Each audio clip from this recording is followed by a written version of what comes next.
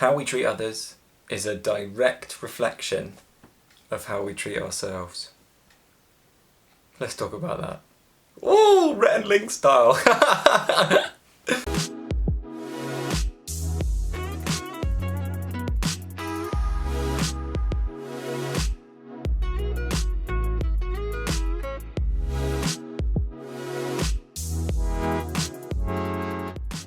We know that we judge ourselves a lot as humans. We all do it. There's no hiding from it.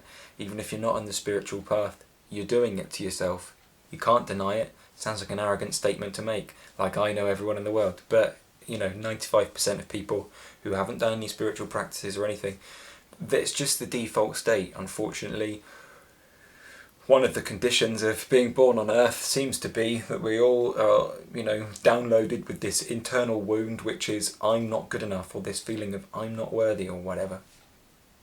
And as we get older, more mature, we begin to realise that actually that is hurting our very efforts to become our best versions of ourselves, and it actually comes out in so many different aspects of our life, this low self-esteem. I only know this from my life. I'm never ever talking about anything that I haven't experienced in my life in these videos, because if I am in essence lying, and my God, I've not done all of this spiritual practice to be held responsible for lying to hundreds of different people, and then my karma being attached to that. It's just not worth it. So everything that I speak comes from my heart, but more practically comes from my own experience of life. Now yesterday's video, I talked about what is a judgment, and I talked about it being about us considering ourselves better than somebody else. Therefore, that's what's implied in a judgment, isn't it? Oh, I don't like what you're wearing. It's really implying I'm better than you, I have a better fashion sense, or whatever, or you're not as cute as me implies I'm cuter, or whatever it is that, I don't know, that girls do now, I don't know. These things, these judgments, or I'm further in the spiritual journey than you, implies I'm better than you, and these things. And it also comes with this arrogance, this air of, I know better than you, But there's a difference between a judgment and an observation, isn't there? For example, we could make a judgment like, you're an ugly person, talking about internally because of the way they act. For example, say somebody gets angry a lot or whatever it is, we could say as a judgment, you're quite an ugly person actually, that's horrible. We might say it as like a backhanded thing in an argument. Or we might end up doing it when we're, alone after we've spoken to somebody, just having that conversation in our head that, oh, this is what I should have said. Oh, you're such an ugly person. Oh, yeah, that would have done it, How we're winning arguments on our own. But these things are judgments, aren't they? But there is a big difference between a judgment and an observation. For example, let's say we have a really angry person in front of us. We could say, you're a really angry person. That is a judgment. Or we could say, you're being really angry right now. That's not a judgment. That's an observation. The difference between a judgment and an observation is one literally talks about their whole character. You damn their whole character. You send their whole character into damnation because of something you've seen in them. Oh, you're really controlling. Rather than an observation, which is, you're being a little bit controlling or possessive right now. Now, a judgment, when we talked about it yesterday, is himsa. It's violent towards another being. And there's the reason we, live out these, what we call yama and niyamas in yoga, this principle of ahimsa, meaning non-violence to other people, not because it's a nice thing to do, but because we get something back from it.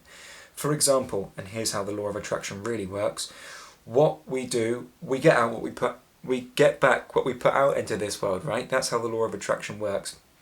More specifically when it comes to violence, if we put out violence, obviously fist fighting, stabbing, kicking, whatever, that's one form of violence and you'll get that back. But also, if we put out judgments, we get that back as another form of violence. We're judging ourselves or we're judging other people. That's quite violent, really, when we think about it. We're saying, I'm better than you, you're not doing this right, I do it better than you, you're wrong in this moment, but I'm right. We make somebody else wrong in our minds, which implies that we are right, which is violent. Because it's like everybody's allowed their own perspective of life. Life is what you make of it. There's no rights and wrongs. And if we make somebody else wrong with our judgments, then we're the one with the sickness, not them. But, like I was saying, these are violent things to do. To judge other people and to judge ourselves.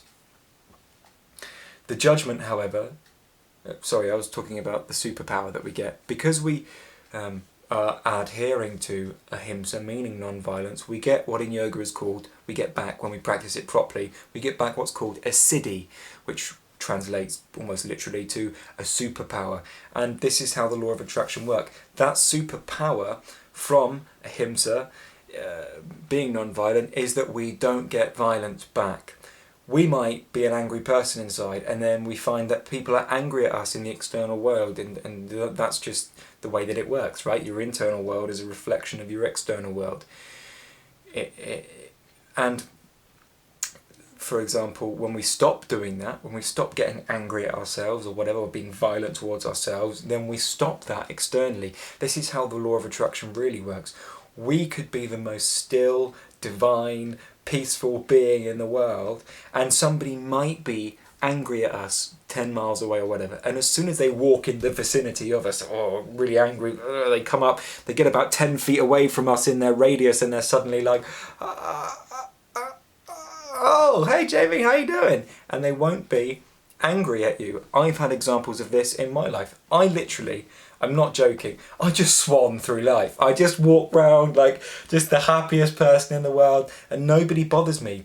I've almost got in so many bar fights as well, because I think people take me sometimes to be a little bit arrogant, because I see things so clearly as they are. And when I speak that way, sometimes people see that as quite arrogant. It's not, for me. I know my intention's right. I just see things, and then when I see things, I say things. It's not arrogant, it's just me speaking my truth. But I've got myself almost in so many bar fights because of that.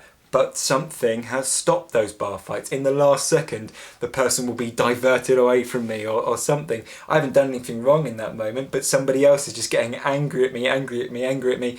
And then before the fight comes, I don't even know what's going on. Like, obviously, I'm not giving off any anger, and I'm just there like, happy-go-lucky with my unicorn attitude, like, ah! And somebody's getting really angry at me. And as soon as they get close, something will happen. I'm not saying magic, but magic happens.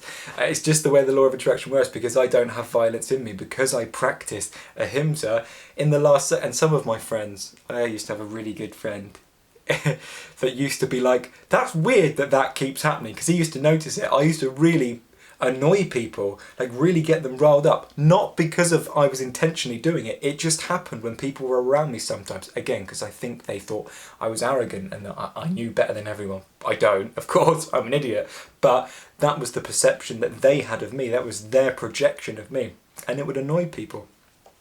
And in the last moments, before they were about to throttle me, they'd be moved away, or my friend would suddenly come in and have a chat with them at the perfect moment. I was none the wiser. I'd get to the end of the night and be like, what were, happy, and then my mate would come in and say, you nearly got into a fight 3 times last night, and I'm like, what? That makes no sense to me. And he's like, yeah, I had to deal with them for you, and I'm like, but I wasn't angry with anybody. And things do happen, life takes them away. You get this bubble of protection around you. Of course, don't go out and try and instigate fights because you're so arrogant that you can. It doesn't work like that. If you do that, you're going to attract that energy back. But I don't have violence inside of me, and therefore that magic power that I'm talking about, that siddhi that you get, is non-violence from others. I don't get it. I do not, literally, like I was saying, I swan through life, happy-go-Larry. It just doesn't come in because I'm not doing anything to give that out to anyone. Now, of course, we can never say for certain. If somebody was perhaps lost their mind or lost their marbles in a moment, became totally doolally, then that could change. I could open myself up somehow to that energy. But, life will protect you for its most part. You do get this superpower. Now, this is why I'm talking about the difference between a judgment and an observation, because if you're judging people, you open yourself up to that energy back, that violence back. But if you're making an observation instead, you're not opening yourself up. It is ahimsa. That's non-violent to make an observation. And the difference is, are you with your words damning their character? Or are you saying, in this moment, you're being this way? To say you're a controlling person is very different to saying you're being controlling right now. To say you're a controlling person is a judgment, because it implies that that's something they do all of the time. Whereas you are controlling sometimes, maybe quite a lot, is not a judgment of their whole character. It's you saying that actually there's this tendency in you and you might want to look at it because I've been observing it in you. And it can be a bit ugly sometimes. Not you're ugly because you're controlling. Do you see the difference between a judgment, which is violent, himsa, and something that isn't a judgment, non-violent, ahimsa? I just wanted to clear that up, just because, I don't know, felt like it. Why not? I'm free, right? I can do what I want. This is my channel. I love it. I love just posting, like your transformation is my passion. And of course, I love to give out this free stuff, but this is my job. I can't do it all for free. So if you feel like supporting the channel, you don't have to. It's up to you. This will always be free regardless. But down below there are some paid products that you can go and indulge in. For example, if you're in the dark night of the soul, the practices in there that changed my life and changed my consciousness and gave me the power through which to speak like this, they're down below. They transformed my life. They pulled me out of the dark night of the soul. Also down below there's some free things. If you're more interested in free stuff, there's a free breathing practice that you're more than welcome to indulge yourself in. It will elevate your vibration, shall we say. It will elevate your mood, to put it really simply and practically. Also down below there's a free community for awakening souls. If anybody's going through an awakening process and they don't yet have the clarity with which to speak about these things and have people understand them, down below you're allowed to speak in there. It's free. I'll never charge you for it. It's totally free. It always will be. Also, I've been doing a lot of one-to-one coaching with clients and I'm really enjoying that. And if you want some one-to-one coaching through the awakening process, and perhaps you maybe want a Kundalini yoga teacher, I can do that. I'm fully qualified to teach Hatha yoga. So, and also more of like the counselling side of it. If you've had an experience like a Kundalini awakening and your world's been blown apart and you don't know what's next, I can help you there. Because I've been through the journey, the years, the torturous, painful years of the journey, which actually are made a lot easier if you have somebody to talk to about it. Alright, that'll do. Thanks for watching. Have a nice day.